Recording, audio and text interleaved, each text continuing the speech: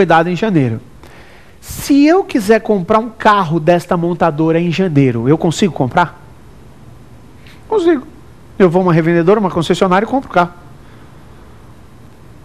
Ué, mas eles não estão em férias coletivas, eles não fecharam a empresa? Não, eles fecharam o setor de produção da empresa. Os vendedores estão trabalhando. O pessoal da financeira está trabalhando. Ou seja, não existe necessidade das férias coletivas serem obrigatoriamente de toda a empresa. As férias coletivas podem ser setoriais. Sua pergunta era no sentido, todos os empregados da empresa precisam sair de férias quando elas são coletivas? Acho que foi respondida, né? Não, não são todos os empregados. São os empregados de determinado setor. Existe também a possibilidade, por que não, meu querido amigo? Existe a possibilidade das férias serem concedidas para determinado estabelecimento comercial da empresa. Eu vou dar férias coletivas para os funcionários que trabalham na minha filial do setor sul. Acabou. Lá, férias coletivas, tem outras que estão trabalhando. Ou seja, não há necessidade das férias serem concedidas de maneira integral no que tange a toda a empresa. As férias coletivas podem ser setoriais para determinado tipo de empregado. Joia? Tranquilos? Mais uma vez, obrigado, viu? Valeu a participação. E temos mais uma pergunta, né? Vamos dar uma olhadinha nela? Professor, e os empregados que ainda não têm 12 meses no período concessivo, tem que tirar as férias se elas forem coletivas? Tivemos muitas dúvidas de férias coletivas, né? Acabamos tendo muitas dúvidas de férias coletivas. Foi bom porque no primeiro bloco do nosso programa, nós falamos sobre as férias de um modo geral, em via de regra mais as individuais, e agora a gente trouxe as dúvidas, tá vendo como esse bloco é importante, sobre as férias coletivas. Os empregados que não completaram o período aquisitivo, vamos deixar isso claro, não completaram os 12 meses iniciais. A pergunta dela é essa. Estes empregados que não completaram o período aquisitivo, ou seja, estes 12 meses iniciais, eles não saem de férias quando as férias são coletivas? Saem.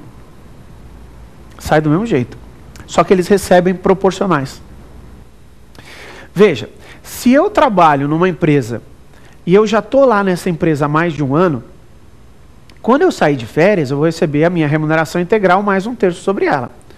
É justo o cara receber a remuneração integral mais 1/3 sobre ela se o cara está lá há 7 meses? Não. Ele recebe proporcionalmente. O cara que está lá há 7 meses recebe 7/12 de férias coletivas. 7/12 mais 1/3. Não vamos esquecer, esse 1/3 incide sobre todas as férias, quer sejam elas vencidas, quer sejam elas proporcionais, quer sejam elas integrais, incide sobre todas as férias. Esse 1/3 mata sobre todas as férias, ele incide. Então, se está lá há 7 meses, eu recebo 7/12 mais 1/3. Como é que fica o cálculo? Pego a minha remuneração, divido por 12, multiplico por 7 e acrescento 1/3. E André, que saco? Não, calma, não é difícil assim não. Pega a minha remuneração, divide por 12, multiplica por 7, se este for o período de proporcionalidade, e acrescenta 1/3 em cima disso. Na boa. Joia? Tranquilos? Beleza? Olha, essas férias proporcionais observam o mesmo critério do 13º no que diz respeito à proporcionalidade. Se o empregado trabalhar 15 dias ou mais dentro do mês, considera-se para proporcionalidade mês integral.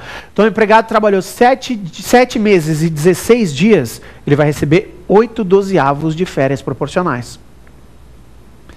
E André, como é que é? Presta atenção. Empregado trabalhou 7 meses e 16 dias, ele recebe 8/12. Porque a proporcionalidade é de um mês ou 15 dias ou mais para cada tempo de serviço prestado. Tá bom? E aí você acrescenta, neste caso, você acaba acrescentando, então, a proporcionalidade disso e mais 1/3 em cima disso. Joia? Beleza? Queria mais uma vez agradecer demais a participação de vocês, viu? Muito obrigado. Vocês viram perguntas extremamente pertinentes, perguntas acerca do tema. O pessoal ficou com dúvida. André, não deu tempo de você falar tanto de férias coletivas e me espremer um pouquinho mais nas férias coletivas. É um prazer sempre poder estar aqui e responder essas dúvidas de vocês. E repito, Não fiquem bravos comigo. Vocês aí que na abertura desse primeiro bloco não deu tempo de pegar a caneta para anotar, e olha, não precisa ser estudante de direito não, cara. Esse programa é destinado a todos. O programa é destinado a todos. A você que é estudante de direito, a você que é um cidadão e quer saber dos seus direitos, única e exclusivamente com o intuito de ter conhecimento deles. É claro, nossa Constituição, nossas leis não servem só para os estudantes de direito, não servem só para os advogados, não servem só para os juízes, para os procuradores, para os promotores, para os delegados, não serve só para o mundo jurídico, serve para todo mundo. Você que é empregador, você que é empregado, que tem me encontrado na rua, falado, acabei de dar um exemplo disso, bastante sobre isso, envia um e-mail para cá. Não se sintam rogados. Não fala, não vou enviar o e-mail para perturbar a paciência do professor André, porque, poxa, pelo amor de Deus, né? O professor André dá aula, o professor André tem... Pelo amor de Deus, gente, por favor, esse contato eu acho que nos enriquece. E eu faço questão, você que não deu tempo de enviar a sua pergunta para cá, ou você que enviou a sua pergunta, que apareceu agora aqui nessa segunda parte do programa, e tem mais alguma dúvida que quer trazer, provafinal@lfg.com.br, provafinal@lfg.com.br. Daqui a pouquinho, nós vamos voltar com o terceiro bloco do nosso programa. Olha... Tem muita gente que fala assim para mim, poxa André, você fala que é o bloco mais importante. É porque, gente, eu vejo muitas vezes, pessoal que faz concurso público e que faz a prova da OAB, eles não sabem colocar na prova exatamente aquilo que foi perguntado. Eles têm dificuldade na leitura do enunciado das questões. E isso é o que a gente procura esclarecer no terceiro bloco do nosso programa. Nesse terceiro bloco do nosso programa, nós trazemos o X da questão. Como é que é o X da questão? Vocês vão ver, vocês já sabem. É quando eu pego algumas questões que já caíram no exame da OAB e a gente vai tratar sobre essas questões. Nós vamos falar de maneira específica sobre essas questões, que, claro, correspondem, sem dúvida nenhuma, àquilo que foi falado no tema do dia. Portanto, doutores, daqui a pouquinho a gente volta. O intervalo é praticamente inexistente, então não foge daí não. Não dá tempo nem de ir no banheiro. Temos o terceiro bloco do nosso programa daqui a pouquinho, chamado X da questão. Eu volto já. Tchau, tchau.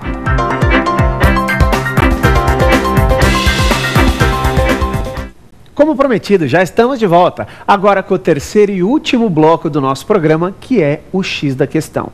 É nesse bloco que eu vou procurar extrair as questões de uma maneira um pouco mais fácil para o entendimento de vocês que vão aí agora fazer o exame da OAB, que estão prestando um concurso público. Por que eu falo extrair a questão?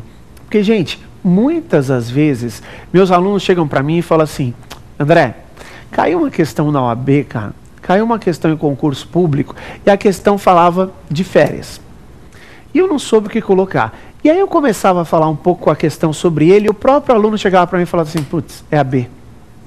Como assim? É que eu não consegui entender a questão, exatamente aquilo que ela estava falando. E é isso que a gente procura fazer. A gente procura meio que decifrar a questão para que vocês analisem de maneira um pouco mais específica aquilo que já foi falado no tema do dia. Portanto, como o nosso tema do dia hoje foi férias, nós vamos trazer agora duas questões do exame de ordem que já caíram a respeito desse tema, que é recorrente, mas sem dúvida nenhuma recorrente nos exames de ordem em concursos públicos, especificamente na área trabalhista. Vamos dar uma olhada na primeira questão? Vamos lá? Olha aqui, ó. Essa caiu na OAB em São Paulo, o exame 112. Com relação ao período de gozo de férias, é correto dizer que A. Aos menores de 16 anos e aos maiores de 60 anos de idade serão sempre concedidas de uma só vez?